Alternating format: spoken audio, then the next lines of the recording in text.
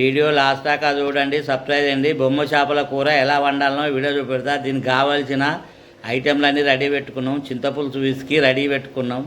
ఒక చెంచాడు అల్లం వెల్లిపాయ అందులో వేసుకోవాలి. చేపలు ఒక చెంచాడు పసుపు, 6 చెంచాల కారపొడి వేసుకోవాలి చిన్న చెంచాతోటి, 2 చెంచాడు ఇంగు, తగినంత ఉప్పు వేసుకోవాలి. ఇది పింక్ కలర్ ఉప్పు.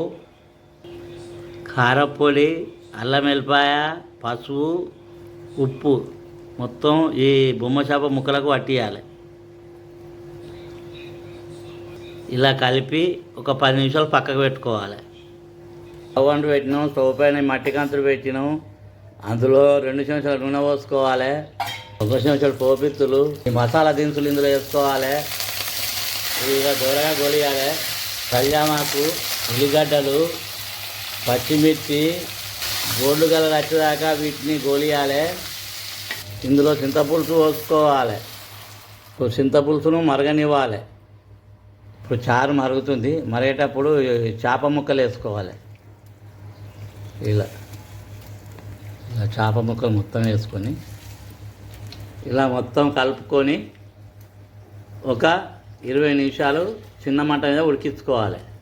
ఇప్పుడు కూర ఉడికింది. కొత్తిమీర వేసుకోవాలి. కొంచెం గరం మసాలా వేసుకోవాలి.